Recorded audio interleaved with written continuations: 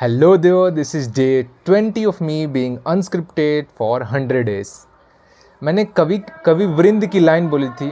Sorry guys, background में music बज रहा है तो उसको इग्नोर करना. मैंने कवि वृंद की लाइन बोली थी जो किसी को समझ नहीं आई. वो मेरी गलती थी, मैंने उसको सही समझाया नहीं, तो मैं वो फिर से दोहराना चाहूँगा.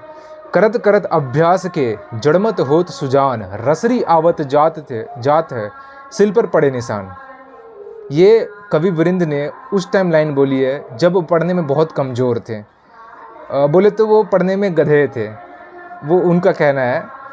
वो दिन भर कुछ नहीं करते थे, बस पेड़ के पास गांव में बैठे रहते थे, कुएं के पास, और वो देखते थे कि लोग कुएं में आते हैं, जो गांव का कुआं होता है, बाल्टी फेंकते हैं, पानी निकाल के लेके जाते हैं. अब गांव है तो उतना वेल प्रिविलेज्ड गांव नहीं है, तो गांव में कोई पुलिस सिस्टम नहीं है. जो कुआं होता है ना, कुआं होता है उसमें एक पुली लगा होता है, पुली से खींचते हैं हम लोग रोप, वैसा नहीं है. लोग गांव में सीधा बाल्टी डालते हैं कुएं में और पानी फिर खींचते हैं.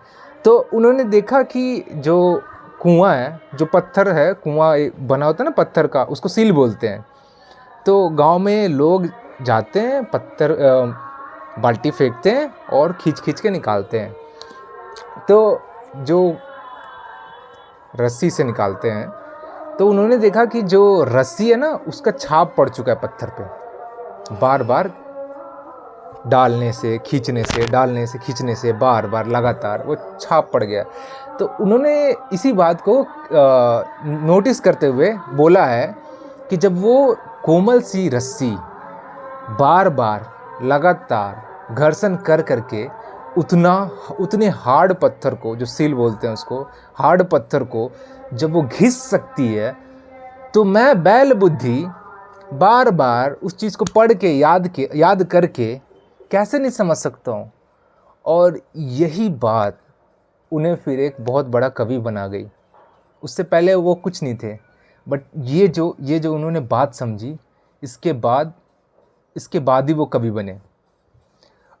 इसका मैं लिटरल मीनिंग बताता हूँ. जो होते हैं ना, करत करत अभ्यास के जड़मत होत सुजान. तो in English it will be like practicing again and again, even a dull mind person become intelligent. करत करत अभ्यास के जड़मत होत सुजान. बार बार प्रैक्टिस करने से एक जो बैल बुद्धि है वो भी बुद्धिमान बन सकता है. फिर जड़मत होत सुजान, रसरी आवत जात है सिल पर पड़े निशान. तो जो रस्सी है वो बार बार घर्षण करके, उसी तरह से जैसे वो रस्सी है बार बार घर्षण करके उस पत्थर पे अपनी छाप छोड़ देती है. समझे?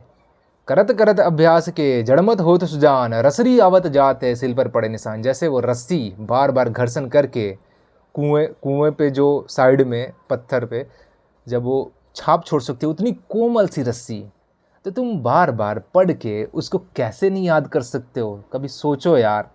वो बंदा बैल बुद्धि, गधा आदमी, विथ ऑल ड्यू रिस्पेक्ट, ये लाइन समझ के उतना महान कवि बन गया. तो तुम तो इंसान हो, वो भी इंसान था. Sorry guys.